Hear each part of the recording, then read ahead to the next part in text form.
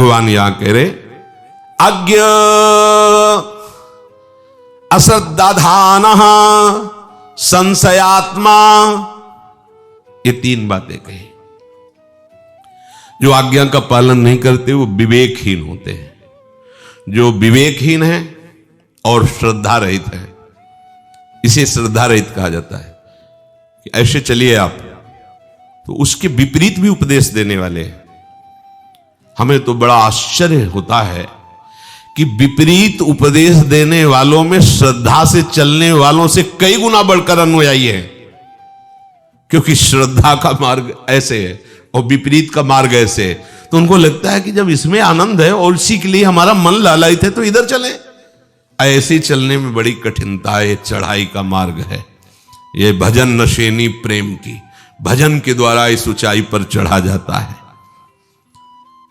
श्रद्धा सत मार्ग में, सत शास्त्रों में बहुत कठिनता से होती है, और हो जाए तो इसे बहुत संभाल के रखना है। कपूर की तरह उड़ भी जाती है। अगर इसे संभाल के नहीं रखा, गुप्त नहीं रखा और इसके अनुसार नहीं चले तो उड़ने में देर नहीं लगेगी, फिर संशय हो जाएगा और भगवान उसका कहते विनश्यति, उसका नाश हो जाता है। जो अज्ञा है, अश्रद्धाना है, संशयात्मा है, तो भगवान कहते उसका नाश हो जाता है, विनश्यति, उसका नाश होता है।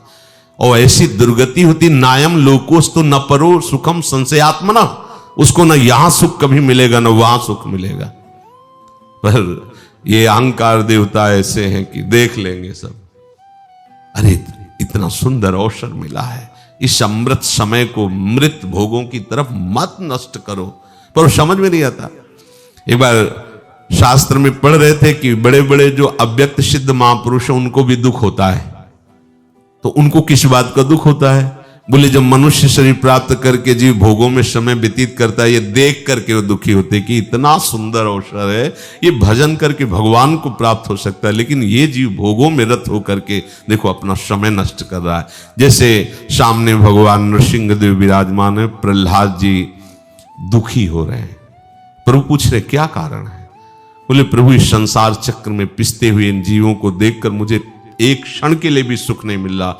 मुझे आपकी माया से उद्धार होने के लिए आपसे प्रार्थना करने की जरूरत नहीं है, क्योंकि आपके चरणामृत और आपका नाम कीर्तन और गुण कीर्तन के बल पर हम इस माया पर विजय प्राप्त कर लेंगे। हम दुखी इन अज्ञानी जीवों को देखकर जो आपसे विमुख होकर के भोगों में समय नष्ट करें, नाथ इन पर कृपा कर दी। ये देखो भक्त हृदय होता है। ये जो भक्तों को दुख होता है, संतों को दुख होता है, वो सुख वांछा से नहीं होता। वो ऐसे तो कितना बढ़िया अवसर मिला, देखो देखो ये चूक रहा है, जा रहा, उसको लग रहा है हम फूलों के मार्ग में जा रहे हैं, सुख के मार्ग में जा रहे हैं। सावधान। जिस पुरुष का विवेक जागृत नहीं हुआ है उसके उद्धार का मार्ग है क्या? संतों का संग करेगा तो सत्संग से विवेक जागृत हो जाएगा, उसका काम बन जाएगा। लेकिन जैसे कोई सोया हुआ है तो जगाने के चांस हैं, लेकिन जगा हुआ सोने का नाटक कर रहा हो, अब उसको जगाने में बहुत श्रम पड़ेगा। अब जगाओगे तो नाटक कर रहा, कैसे जगेगा? इन जो शास्त्रों का ज्ञान रखते हैं, भगवत मार्ग को भी जानते हैं बुद्धि के द्वारा, और भोगों में रति करते हैं, आज्ञा उल्लंघन करते हैं, ऐसे लोगों का उद्धार होना बहुत कठिन है। लेकिन जो अज्ञानी है उसके उद्धार होने का चांस है। अगर उसको कहीं सत्संग मिल गया, बात समझ में आ गई, तो भगवत प्राप्ति के मार्ग में चल देगा। लेकिन जो जानता है, उपदेश करता है, शास्त्रों को पढ़े हैं, फिर भी वो जान करके नहीं जानता है, नहीं मानता है, अब उसके उद्धार में बड़ी समस्या है, क्योंकि वो जानकर के भी उसका पालन नहीं कर रहा है। एकदम अज्ञानी है, पाप कर्म करता रहा, हिंसा करता रहा, लेकिन जहां सत्संग मिला अब उसके कल्याण का मार्ग खुल जाएगा। लेकिन वो खूब सत्संग सुन रहा है, खूब बुद्धि में सत्संग की बातें याद करके दूसरों को सुना रहा है, लेकिन आचरण में कुछ नहीं। अब इसका उद्धार होना बड़ा कठिन है।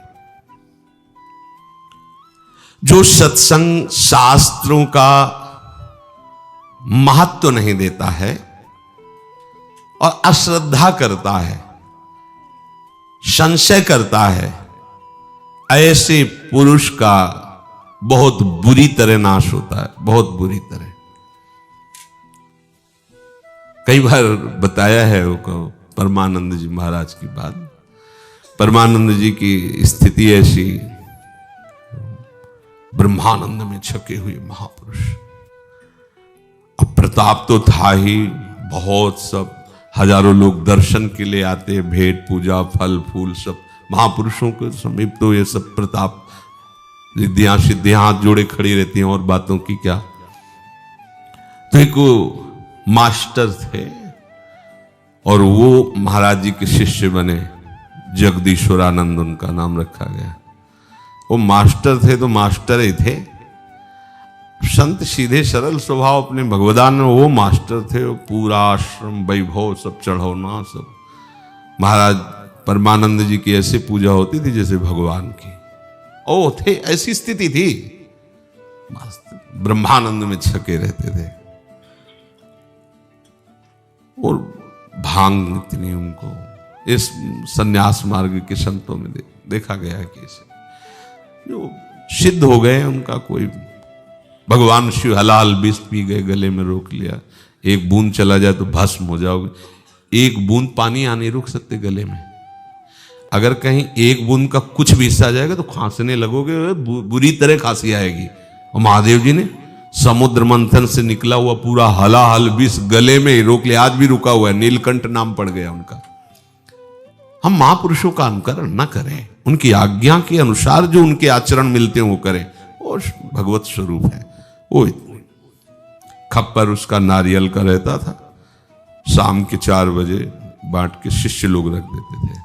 काफी समय तक वो वहां सेवा पर, वो मास्टर थे, सब अधिकार मेरे ही अंडर में आए। तो उनके बड़े गुरु भाई थे भी, उनको लगा कि महाराज जी अगर स्वयं से अधिकार देंगे तो बड़े भाइयों को देंगे, बड़े जो गुरु जी से पहले जुड़े हैं, और अधिकार उनको प्राप्त करने की इच्छा हुई। तो विवेक ने काम नहीं किया, जहर मिलाकर के उन्होंने भांग बांटी। और जब वो भांग रख के गए तो असली भांग उसको हटा ली, जहर वाली रख दी। और अपने छके हुए मस्ती में आते थे, वैसे जल डाला, वैसे खप्पर में घोरा, जय घोरा। ऐसे देखा तो ज्ञान दृष्टि संपन्न त्रिकालज्ञ महापुरुष बुलाया उसको, वो थोड़ा जगदीश्वरानंद को बुलाओ, तुम सब बाहर जाओ। कहो बच्चा क्या है, कांप गए। वो बोलने की हिम्मत, बोलने कोई फर्क, नारायण नारायण नारायण पी गए उनके सामने।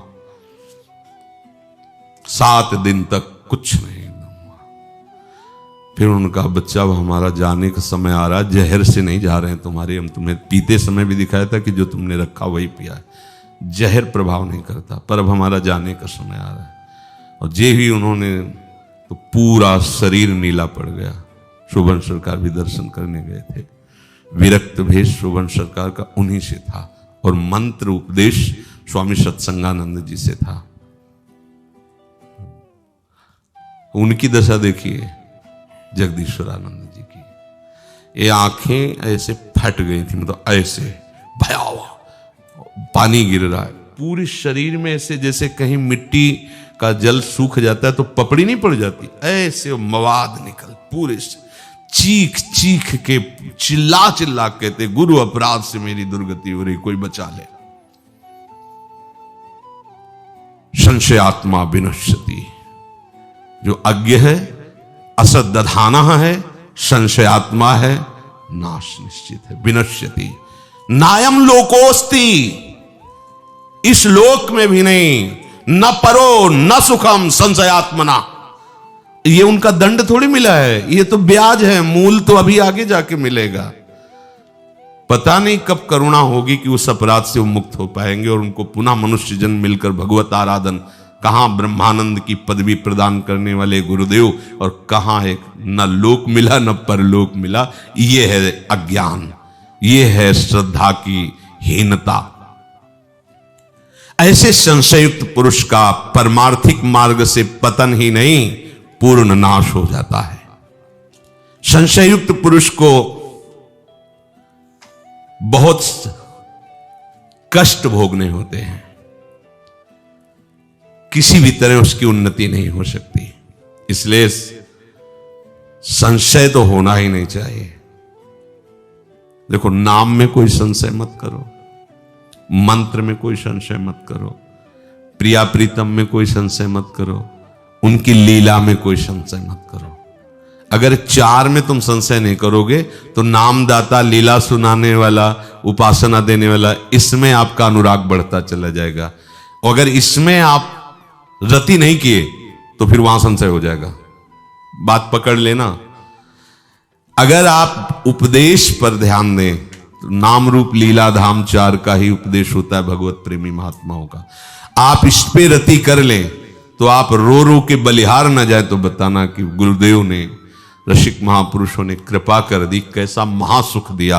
अब वहां श्रद्धा चरम सीमा की बढ़ेगी। और यदि आपने प्रभु का भजन, श्री जी से अनुराग नहीं, तो आप वहां श्रद्धा नहीं कर पाएंगे, वहां संशय खड़ा हो जाएगा। ये पक्की बात समझ लेना। अगर उनकी पूर्ण श्रद्धा, पूर्ण आज्ञा का पालन करने के हृदय में उत्साह हो तो लाडली जी को अपना मानो, लाडली जी से प्यार करो, तो आप देखोगे कि आपको रोना आएगा कि अगर गुरुदेव कृपा न करते तो सुख कैसे मिलता। फिर आप गुरुदेव को भी जान जाएंगे, संशय का कोई प्रश्न ही नहीं रहेगा। जो अपने गुरुदेव से अलग अलग बातों को सुनता है वो संदेह युक्त हो जाता है। ये जो मना किया जाता है कि आप अपने इष्ट मिले और मन मिले, मिले भजन रस रीति, ताहा निशंक है मिलिए तासो कीजिए, तो उनको ये ज्ञान नहीं क्या सर्वम खलमिदम ब्रह्म? उनको ये ज्ञान नहीं, खान पान तो कीजिए रसिक मंडली माए जिनकी और उपासना तहां उचित ध्रुनाए, सब एक ही परम तत्व, उनको ज्ञान नहीं है क्या? उनको ज्ञान है, पर जिस मार्ग में आप चलना चाहते हो उसमें संशय न खड़ा हो जाए, इसलिए आप सीमा के अंतर्गत जब आप उपासना करेंगे तो असीम का जब अनुभव होगा फिर कोई तुम्हें फांस नहीं पाएगा, फिर तुम कभी भ्रष्ट नहीं होगे। गुरुजनों की बात को, युक्ति को समझना चाहिए। जो अलग अलग बातें सुनता रहता है, अलग अलग लोगों से मिलता रहता है, वो परमार्थिक मार्ग पर चलने वाला भी साधक हो तो संशय पैदा हो जाएगा। क्योंकि वो पढ़ेगा कुछ और, सुनेगा कुछ और, समझेगा कुछ और, तो उसको जो गुरु प्रदत्त उपासना समझे में नहीं आएगी, उसके विषय में संशय पैदा हो जाएगा, पक्का हो जाएगा। और जब वहां संशय पैदा हो जाएगा तो जहां सुन रहा है वहां उसको ग्रहण करने की सामर्थ्य नहीं रहेगी, क्योंकि मूल तो कट गया, उपासक समझ ही नहीं पा रहा है। संशय सदा अधूरे ज्ञान में पैदा होता है, अधूरापन में होता है, समर्पित के हृदय में संशय नहीं होता। संशय का उत्पन्न होना बहुत बड़ी हानि की प्रथम सूचना है। संशय को बनाए रखना, हानि के गर्त में पहुंच चुके हो, और संशय फल फूल रहा है, तुम न इस लोक में सुख न परलोक में सुख, तुम्हारी दुर्गति निश्चित है। देखो, साधक का लक्षण है परमात्मा की खोज करना, उपासक का लक्षण है परमात्मा की खोज करना। वो मन और इंद्रियों से देखी हुई बात को सत्य न माने। बाहरी लक्षणों से आप नहीं जान सकते हो, ये तो परमार्थ की बात है। एक बार बीरबल ने अकबर से कहा कि कानों से सुनी हुई और आंखों से देखी हुई बात पर भी कभी कभी विश्वास नहीं किया जाना चाहिए, ठीक से उसका मनन विचार करके ही निर्णय करना चाहिए महाराज। तो अकबर ने कहा, जब कानों से सुन रहे हो, आंखों से देख रहे हैं, तो फिर उसमें विचार की क्या आवश्यकता है? नहीं, बोले महाराज, बिना विचार के केवल आंखों से देखी हुई, कानों से सुनी हुई बात पर निर्णय नहीं कर देना चाहिए। यद्यपि हम तुम्हारा आदर करते हैं, पर इस बात पर हम तुम्हारी बात पर सपोर्ट नहीं करते, तुम्हारी बात ठीक नहीं। तो उनका महाराज, कभी अगर ऐसा अवसर हो तो हमें अवसर जरूर देना इस बात को प्रमाणित करने के लिए। तो अकबर की शैया जो लगाता था फूलों की, वो बादशाह था, फिर उसके ऊपर कोमल दुग्ध फेन जैसा चद्दर बिछाता। काफी समय हो गया था उसको, उसके मन में आया कि एक बार चुपचाप लेट के देखते हैं कैसा लगता है, बादशाह अभी थोड़ी आएगी। फूलों की शैया लगाई, ऊपर वो चद्दर बिछाया, लेटा तो सोचा वो भी चादर ओढ़ के देखे जो बादशाह ओढ़ते। थोड़ी देर की तो बात है, चादर ओढ़ा, थोड़ी देर में सो गया, और बेचारा चारपाई पे सोने वाला बादशाह के आसन। थोड़ी देर में उनकी पत्नी जो रानी थी वो वहां, आज क्या बात है महाराज, आते ही सो गए, ना तो प्रसाद पाया और ना बातचीत कोई ऐसी। हो सकता है मानसिक थके हो, जगाने की जरूरत नहीं, पास में वो सो गए। थोड़ी देर बाद वो अपने समय से जब राज दरबार से आए, देखा कि रानी भी सोई हुई है, पास में कोई सोया हुआ है। तलवार खींची, दोनों को काट देते हैं। फिर आया कि अवसर अच्छा है, बीरबल को बुलाया, कहा देखो हमारे पास रहते हुए कितनी धोखेबाज रानी है, किसी और के साथ सो रही। तो महाराज आपने आंखों से देखा? बोले हाँ। बोले विश्वास मत कीजिए। पर्दे के पीछे खड़ा किया, धीरे से चरणों की तरफ स्पर्श किया। रानी तो सलाहकार और बहुत प्रिय थे बीरबल, धीरे से उठ के आए। उधर राजा, इधर आप किसके साथ सो रही थी? तुम कहा जब मैं आई तो देखा महाराज मुंह ढके हुए सो रहे, मुझे लगा सभा में कोई ऐसा विषय होगा जिससे वो थकित हो गए और वो सो रहे हैं। तो महाराज सो रहे थे, तो फिर हमने जगाया नहीं कि जब ये जगेंगे तब हम प्रसाद की व्यवस्था कर देंगे। तो हम भी लेट गए साथ में। बोले कोई बात नहीं, महाराज को हम जगाएंगे और अभी भोजन पाएंगे, फिर शयन कराएंगे, आप भोजन की व्यवस्था करो। अकबर से कहा समझे, अब कौन सोया अभी तो पता ही नहीं था ना, जो चद्दर हटाए सोए। एकदम घबरा के वो आँख खुला, बीरबल ने कहा वैसी पर्दे के पास, कैसे तू सो गए?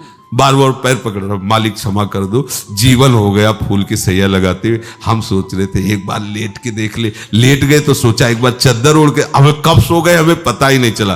बोले तुम्हारे साथ कौन सो रहा था? बोले कोई नहीं सरकार, हम तो अकेले ही लेट गए थे। भाग भाग अगर बादशाह जान गए तो सारे फांसी पे चढ़वा देंगे। वो बादशाह से कहा देखा दोनों निर्दोष थे और दोनों को आप तलवार से काट देते। इसलिए ऐसा नहीं कि जो आप देख रहे हैं, जो आप सुन रहे हैं वो सत्य ही हो सकता है, उस पर जांच करनी चाहिए, विचार करना चाहिए। पर संशयात्मा पुरुष ये नहीं कर पाता, वो तुरंत संशय का आरोप करके अपना मार्ग पतन का, अब कितना बड़ा यद्यपि लौकिक है, ऐसे ही परमार्थ के मार्ग में होता है। संशय के कारण वो वास्तविक बात को समझ नहीं पाता और संशय कर लेता है। संशय के कारण साधक उन्नति के मार्ग से दूर हो जाता है। जो संशय हो गया, जो व्याकुलता हो गई संशय में, उसका उन्हीं से उपाय पूछो जिनके प्रति संशय हुआ है, किसी और से नहीं। तत्काल उनके ऐसा ऐसा ऐसा हो गया, अब वो डांट दे तो भी क्षमा हो जाएगा और वो संशय निवृत्त कर भी देंगे। कोई कोई बात ऐसी होती कि हम अपने हृदय के भाव से उसे कह रहे होते हैं और वो बाहर जाकर के शब्दों में अगर उसको आप देखो तो उल्टा भी हो सकता है सोचने में, और हमारा भाव उसका कुछ और हो सकता है। तो पूछना चाहिए कि आप जैसे किसी बात पे तो एकदम निर्भय होकर पूछना चाहिए कि इस बात पर ऐसा कुछ प्रश्न खड़ा हो गया, क्या इस पर भाव आपका था कहने का, वो समाधान चाहते हैं, अगर आप योग्य समझे तो समाधान कर दीजिए। ऐसा नायम लोकोस्ति न परो न सुखम संशयात्मना। जो संशय आत्मा है, अश्रद्धा कर दी है, भीतर में संशय है इसलिए विवेक काम नहीं करेगा, भीतर में संशय है इसलिए श्रद्धा काम नहीं करेगी। अब उसका पतन है, ना इस लोक में उसे शांति मिलेगी, ना परलोक में, और ना ही उसे किंचित कभी सुख का अनुभव होगा। कुछ श्रद्धा, कुछ दुष्टता, कुछ संशय, कुछ ज्ञान, ऐसे के लेके घर का रहा न घाट का, ज्यों धोबी का सुआन। कुछ श्रद्धा, कुछ दुष्टता और कुछ संशय और कुछ ज्ञान, घर का रहा न घाट का, ज्यों धोबी का सुआन। इसलिए कहते हैं ना इस लोक का ना परलोक का, उसे कहीं भी सुख प्राप्त नहीं होता। संशयात्मा मनुष्य का इस लोक में व्यवहार बहुत बुरी तरह बिगड़ जाता है, कारण कि वो प्रत्येक विषय में संशय करता है। ये ठीक है कि नहीं ठीक है, इनको भगवान प्राप्त है कि नहीं प्राप्त है, इनकी बात में चलने पे हमारा कल्याण होगा कि नहीं होगा, ये क्या हमें पदवी, भगवत पदवी प्रदान कर सकते हैं, इतने बड़े महापुरुष हैं, नहीं ऐसे तो नहीं लग रहे हैं। ऐसा कई तरह का संशय। संशयात्मा जहां हुआ तो उसे कल्याण की प्राप्ति की बात जाने दो, वो स्वयं में जलने लगता है और इतनी दुविधाएं बढ़ जाती है कि वो परमार्थ से हट जाता है। फिर उसके अंदर इस तरह जब करने से क्या होगा, देखो वो भी तो पूरा जीवन जब करते रहे, फिर भी वो हम देखते हैं कि वो कैसी कोई खास स्थिति है। स्वाध्याय करने से क्या होगा, बहुत तो पढ़े हैं, क्या होता उससे, मतलब वो इतने संशय करने लगता, कहीं विश्वास नहीं रह जाता, न जप में, न स्वाध्याय में, न सत्संग में, न धाम में। क्या है, देखते हैं ना धाम में कैसे कैसे लोग क्या क्या क्या होता है धाम रहने से, कुछ नहीं। वो मतलब सब चीज काटना शुरू कर देगा, तभी उसको न इस लोक में सुख न परलोक में सुख। संशय रहने के कारण उसके मन में कभी शांति नहीं मिलती। इसलिए श्री भगवान कह रहे हैं कि जिन महापुरुष के आश्रित हो उनकी ही बताई उपासना पद्धति से चलो। अलग अलग बातों के पढ़ने से सुनने से संशय निश्चित पैदा हो जाएगा। संशय होने से विवेक विचार के द्वारा वो दूर किया जा सकता है, पर बड़ा मुश्किल होता है। संत महापुरुषों के प्रति जहां भी संशय होता है तो अश्रद्धा प्रकट होती है। अश्रद्धा होने के कारण आप खूब विचार करो तो भी निर्णय नहीं कर पाओगे। इसलिए भगवान कहते हैं संशय आत्मा का न इस लोक में सुख है न परलोक में सुख है।